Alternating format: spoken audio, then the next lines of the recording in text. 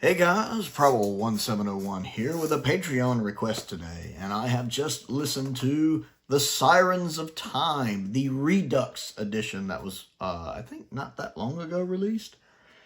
I'm not exactly sure. Now, I believe the original Sirens of Time was the first Big Finish story, or at least the first one released under the Big Finish banner, I believe, back in 1999. I've never listened to the original version.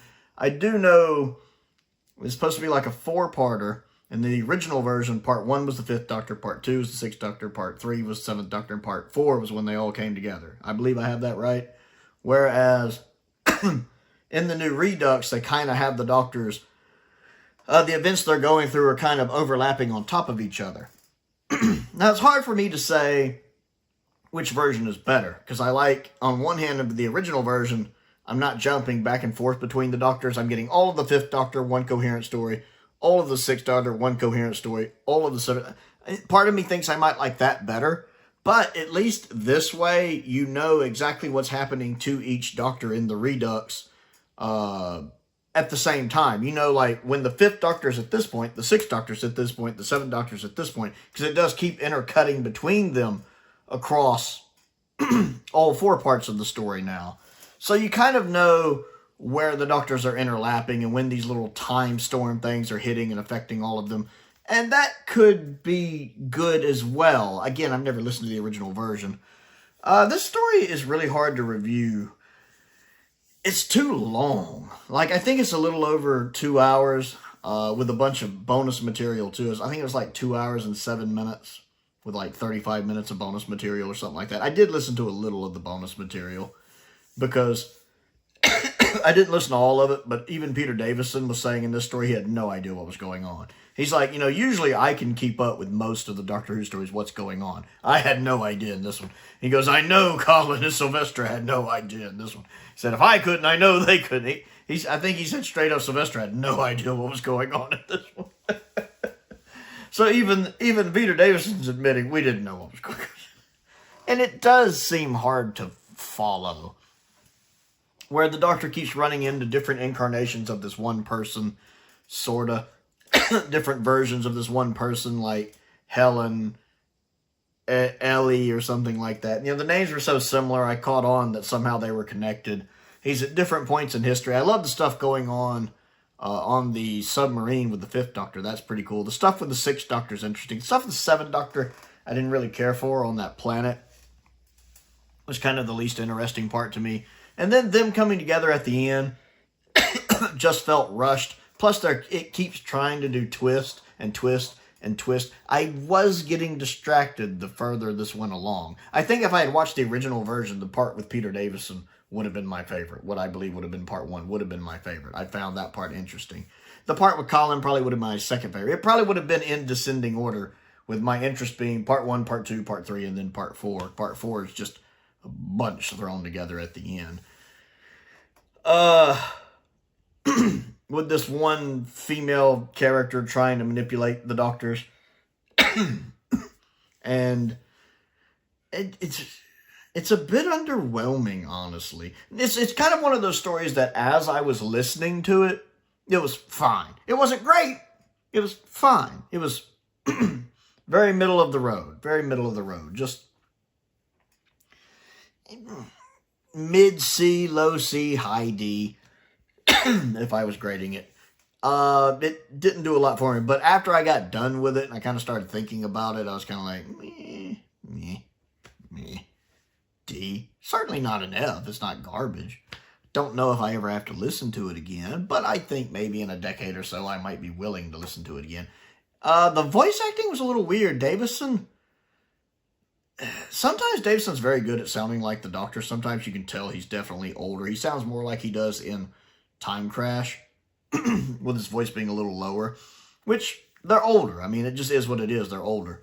And Sylvester for a second didn't quite sound like Sylvester, which is really odd, because he usually sounds like Sylvester, but sometimes he didn't. Colin sounds pretty spot on. The guest cast were fine with the little voice manipulation things they did. It was fine. Again, I liked the story with Davison. The story with Colin was pretty good. Didn't really care the stuff going on with McCoy and when they come together at the end. And again, I get this was kind of like their first story. hey, growing pains, you know? I get it. I think for a first story, it's okay. A bit underwhelming. Certainly have done better stuff since. Have certainly done worse stuff since. I still would rather listen to this than Spare Parts any day. I don't care for Spare Parts. I just don't. I would love to listen to that Genesis of the Cybermen maybe sometime. But Spare Parts did nothing for me. At the end of the day, Sirens of Time had never been a story I was just chomping at the bit to listen to.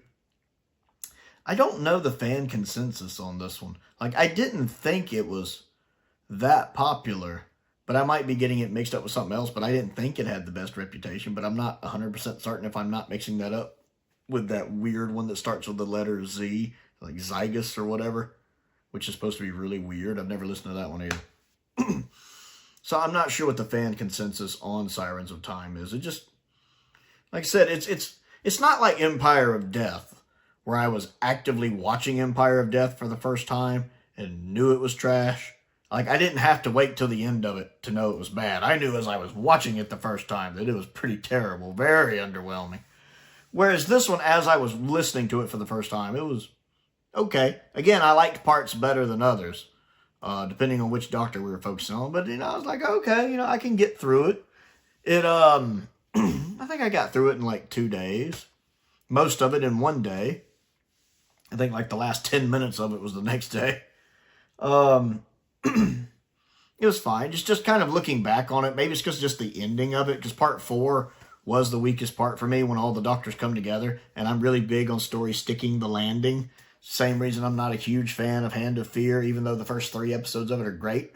And it has a good companion departure for Sarah. But part 4 does kind of fall apart. Although, to be fair, I don't always treat stories fairly like that. I like Creature from the Pit, even though after about the 7-minute mark, part 4 falls apart. But I still defend that one. Hey, you got to figure that out for yourself. I don't know. But this one's kind of like that. It doesn't really stick the landing. And so I just find it a bit underwhelming overall. Not something I need to go back to anytime soon, but that I might be willing to listen to again in a few years. It's not just crossed off the list like Spare Parts is. So yeah, that's my thoughts on the Sirens of Time Redux, which again, one of my Patreons requested. Because my Patreons do get, at certain tier levels, they do get video requests. Different tiers get a different number of requests. I have my chart there on the Patreon. If you're interested in that, check out the Patreon. Just if you want to support me, that certainly makes my day. I've had a couple new people recently. Matter of fact, my top, like, you know, super duper uber tier only has 2 limited edition slots, and both of those have been taken up. But I have several other top tiers. I have a $10 tier, $15 tier, and a $20 tier. Still available if anybody wants to get some of those. But my $45 tier, which only had 2 open slots, those have both been filled. I'm very grateful to Finn Perkins and Paul Gibbons for that. They have taken up both of those spots, which I really appreciate. I also want to give a shout out to some of my other top tier patrons, Colin Coney, Sam Venning, and Unknown289, because I do appreciate their continued support as well. It does mean a lot. And to all of my other patrons and my YouTube members, I really appreciate the support. But the link to the Patreon is down there. Check that out in case you might have some videos you want me to do, or some requests you want me to do videos on. I also have a P.O. box. If there's anything you'd like to send me to look at and review, a link to my Amazon wish list is down there. A link to my Amazon UK wish list is also down there as well.